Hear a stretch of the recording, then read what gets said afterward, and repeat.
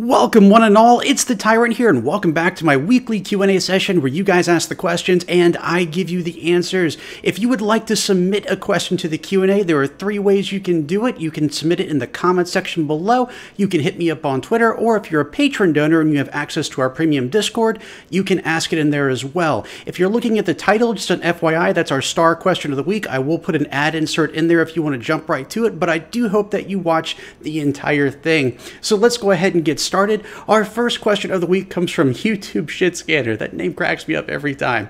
And he asks, Q&A Tyrant, would you rather have Halo 5 the way it was advertised or Halo 2 the way Bungie wanted it, referring to the E3 2003 trailer and the cut mission in Halo 2? Hands down, the Halo 2. Now, I know I've been hard on Halo 2 in the past. I tried to kind of make up for that by posting a video stating all the things that I really liked about Halo 2, because there are a lot of things that I love about the game, obviously. But with Halo 2, I kind of figured that the E3 2003 trailer is still revered as one of the most celebrated reveals in an E3 press conference. And it looked so amazing. And if the story had gone the way I thought it was going to go, and I can detail that in a different video, but I think that would have been an excellent follow-up. Like, if they had just kind of waited until maybe the Xbox 360 came out, they could have made it look as good as Halo 3, and they could have included all those missions and whatnot. And I would have loved to have had that. That could have been the defining Halo game. For some people it is already, but I think it could have been even better. With Halo 5, I didn't really like where it was going to begin with. The whole Hunt the Truth thing, I know some people found it intriguing, but for me personally, I was like, I'm not really on board with the concept of Master Chief potentially being a villain. So I didn't like the way either turned out, to be honest with you. So yeah, hands down, Halo 2. I would love to see the original concept of Halo 2. And from what I understand, 343 actually still has control of the E3 2003 demo. Maybe one of these days they'll release it. Our next question comes from Paneet Kumar, and Paneet asks, Q&A Tyrant, do you think there should be a game from the perspective of the Arbiter during the Halo 3 events? I think, I don't mean to sound weird, condescending here. Pretty much it is the same game already. Like, Arbiter is with the Master Chief most of the time, and of course, when you're playing on co-op mode, you do play as the Arbiter. I see where you're going with this, and what I would say is it's possible they could release something sort of like A Day at the Beach with Halo 2, where they have maybe an Arbiter side mission when he was away from the Chief. That I could see, but an entire game around it I think would be too much like Halo 3, if that makes any sense. But still a great question, my friend, and thank you for stopping by. Our next question comes from Alejandro Sosa, and Alejandro asks, Q&A, what are your thoughts on customizable weapons in future Halo games, as in full-blown Army of Two craziness? Well, I've never played Army of Two, so I'm not sure. The only game that I've played that had like extreme customization with weapons was Tier Hunter 2014, which is a mobile game, by the way. So not a lot of experience there. I think the customizations that I've seen in Halo 5, like with the skins and the occasional modifications, like with the scopes and the Forerunner tech, I think that's as close as I would want to come. I don't want it to be so customizable that it takes up so much time. I mean, I don't mind it. I don't think I'd be against it necessarily, but I wouldn't necessarily champion it either. I'd rather put their time and resources into more important aspects of the game. But I would love to hear your thoughts and opinions in the comment section below, what you think about it, and if you would like more customization, or are you fine with what it is now, or do you want less customization? Our next question comes from Chevy234 Gaming, and Chevy asks, Q&A Tyrant, do you think there should be a spin-off Halo game involving the Banished, or mentioned in a future Halo game with the Chief? Yeah, I think that would be really cool. Obviously, we know from SPV3 that they can easily integrate brutes and elites into the same missions. We kind of saw that a little bit with Reach, but really not. So I think it could be done if done tastefully. I don't know if maybe they're planning on including the Banished in Halo 6, but if they are, you may get your game anyway, even if it's not a spinoff. But what do you guys think? Do you want to fight the Banished in a first-person shooter? I think it'd be an interesting take for sure. What I've mentioned in the past is I don't think the Covenant is really around anymore. I think they were pretty much defeated at the end of Halo 5. And they have no leader unless they join Cortana, in which case it would be something entirely different than the Covenant. So yeah, I would love to see the Banished in a future title, whether it's in Halo Infinite or a spinoff. Our next question comes from Bill McElgin, And Bill asked, Q&A, if you could only play one Halo multiplayer game with one game mode for a month, what would you choose? All right, well, I think I've proven on this site before that I can stick with just Warzone Firefight for an extended period of time, but that's not my favorite multiplayer mode. If I had to choose, I would say probably either Halo 5 or Halo 3 Griffball. Halo 3 Griffball is still my favorite, but I do like all of the new highlights and abilities that they added with Halo 5. Sprint, Griffball is one of those few exceptions that I feel like Sprint really does work well with, especially with the way it's integrated with the person holding the Griffball, because they can't sprint. They can run a little bit faster, but everyone else can sprint. Yeah, I think it's an interesting dynamic. I like the new visual cues and the new heads-up display that's all incorporated with the Halo 5 version. I would be fine with either. I love them both very much, and Griffball is addicting as can be. So if I had to choose something, I would say Griffball from one of those two games. But you guys let me know in the comments below, what is your favorite game mode from your favorite Halo game? Our next question comes from Divine Hero, and Divine Hero asks, Q&A Tyrant, from what I've heard, the time span between Halo 5 Guardians and Halo Infinite is 2 years. Do you think Cortana has taken over the galaxy by the beginning of Halo Infinite, and the Master Chief is leading the resistance against Cortana? I would say likely yes. I don't think there would be much in the way, standing in the way of Cortana at this point, especially if she's trying to recruit the remains of the Covenant. We don't know the status of the Flood. Obviously, the last time we saw them was on the Ark, so we don't know if they're going to be some sort of somehow integrated into the game. But it sounds like to me they don't have a lot of opposition right now. So my guess is that humans are on the run, they're hiding, and they're trying to figure out a way to fight back. And who better to do that than the Master Chief? So I would say, yeah, I think that's a very strong possibility, my friend. Our next question comes from Chan So. And Chan So asks, Q&A, Mythic Tyrant, since we all speculate that Halo 6 would be based on a bit of Halo 3, would you think 343 would add the Flood as an ally for a mission or two to stop Cortana, just like the Flood allied themselves with the Chief to stop Truth in Halo 3? Well, my answer to that is I hope not. You know, the Flood is supposed to be this menacing, overpowering parasite that's just taking over world after world, and when that happened in Halo 3, I'm sure there were people out there who thought that was really cool, and it was a cool gimmick, don't get me wrong, but I feel like that sort of took the Flood down a notch, that they could actually ally themselves with another species in order to self-preserve. I always thought, you know, I get that the Gravemind turned what I thought was sort of a mindless parasitic species into this collective intelligence, but I feel like when they allied themselves with the Chief, it took things in a much more unrealistic direction. Of course, I'm saying this about Halo. It is science fiction after all. But it's something that I hope doesn't happen again in a Halo game. If the Flood appear again, I would rather be fighting them than joining them. But I hope that answers your question, my friend, and it's certainly a good one to speculate on. Our next question comes from Dale Lee Mixon. And Dale Lee Mixon asks, Q&A, with the new Halo trailer using some of the Halo 3 soundtrack, do you think it will include Halo 3 Anniversary or just trying to go back like they did with the Chief's armor? Well, I don't think Halo 3 Anniversary is going to be a thing, at least not for a very long time. And I really just want them to focus on Halo Infinite and nothing else, because that game needs to be pristine. We need to come back from Halo 4 and Halo 5. So, in my opinion, you're not going to see Halo 3 Anniversary for a very long time, if ever.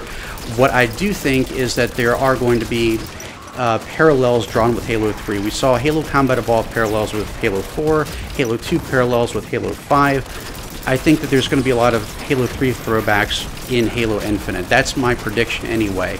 And the armor is certainly a good indicator of that as well, but I think it's going to be very, there's going to be a lot of exploring in this game. I think it's going to be very committed to an open world type of environment, and I think we're going to see a lot of stuff that brings back a lot of Halo 3 memories. So that's what I think it's going to be, but you guys let me know in the comments below what you think.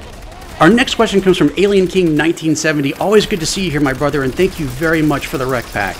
And Alien King asks, hey, Mythic Tyrant, at E3, we heard that they are working on the next Xbox. Halo Waypoint told us that they are still a long way from shipping Halo Infinite. What are the odds that Infinite ends up being a day one launch with a new console? Well, first of all, if they actually did decide to go that route, I think that would be a fantastic idea. You know, referring to the earlier question in this video, I always felt like Halo 2 would have really benefited if they had actually waited till the Xbox 360 came out and made it the launch game for the 360. I thought that's what they were going to do, and for some reason they decided, no, we need to bring it up earlier than that, which, you saw the hardware results that Halo 2 faced because of that. And so my hope is that, yeah, I hope that they do make it a launch title. It would be kind of a cool way to bring the franchise to a full circle. But it's not just that. There's speculation, and I don't know how much of this is true. I was told to take this with a grain of salt, but there's speculation that the campaign is going to be released in the fall of 2019, and the multiplayer is going to be released in 2020. I don't know how true that is, and I'm not really sure if that's a great idea, for the simple reason that, you know, one of the biggest complaints people had about Halo 5 at launch is that it was a bare bones release. There wasn't a lot that was included with it. It was a campaign, very limited multiplayer, no Forge, you know, and so if they do that with Halo 6, they might be taking that even further, like kind of doubling down a little bit. I hope that's not the case, but then again, we don't know what they actually have planned for Infinite. If they release the campaign, there could be a lot of stuff being released with the campaign, and then the multiplayer could be an extremely expansive experience as well that requires hardware that the Xbox One, quite simply put, doesn't have. And so if that's the case, especially if it's not like a year off, like a year between the campaign and the multiplayer, and it's like just a few months or something like that, or 6 months or something, I can see that actually working. So in all honesty, it wouldn't surprise me to see it as a day one launch. Part of me hopes that that's the case, but at the same time, I hope they don't take so long to work on Halo Infinite that once again we kind of find ourselves in a position where Halo just doesn't have the attention that we're used to giving it. Kind of like what it was, the state that it was in essentially before the announcement is, you know, what kind of state is Halo in right now? We don't know because there's no news or anything. And so the announcement trailer finally sort of gave us new life into the whole Halo franchise. And so I hope they don't push this out so far that people just start taking interest in other products. Again, I want them to take as much time as they need to give us the best game possible. I am 100% down with that, but I just want to make sure that they don't wait so long to do it that people start getting interested in other things other than Halo.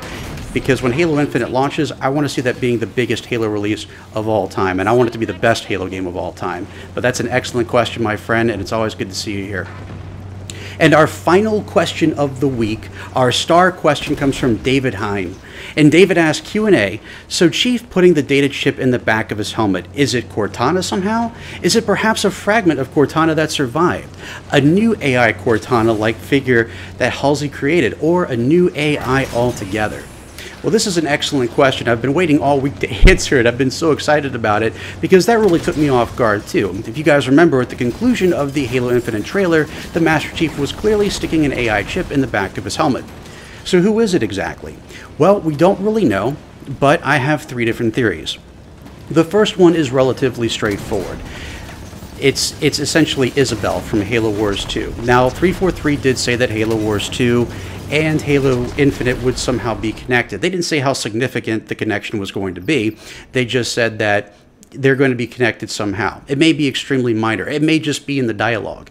But I have a feeling that we're going to see more than that. Now, I always thought of Isabel as sort of getting attached to Jerome. So I don't know if that's something that, you know, Jerome would just give to the Chief. But as we mentioned earlier in this Q&A, if Chief is leading the Resistance, he may need that AI to be able to help him actually get through and ultimately conquer Cortana. So I think Isabel is one possibility. The second possibility is that, even though this is sort of a cheap way to go, it is a Cortana fragment or a Cortana clone. And I say that as it would be cheap because, well, to be quite frank, it seems like that would be a way to sort of cheapen the whole image of Cortana. Oh, you can just clone as many as you want now, rather than Cortana just being Cortana. There is some evidence to back this up, though. If you remember, the very first cutscene in Halo 5 showcases Dr. Halsey. What looks like she is doing is extracting Cortana, and that scene looks very different from the one that we saw in Halo Reach, where she was extracting Cortana to give to Noble 6.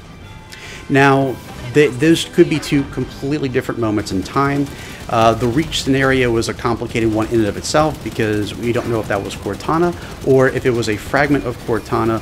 Reach, unfortunately, took what we believed at the time to be canon, solid canon, and threw it out the window. So I don't know how Reach is regarded in this universe per se, and I don't know what we were seeing at the beginning of Halo 5. That could be Cortana, or it could be that fragment.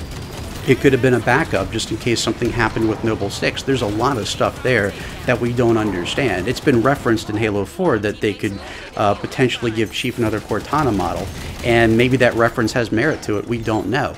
So I think that even though that's a cheap option, I think it's entirely possible that that's true.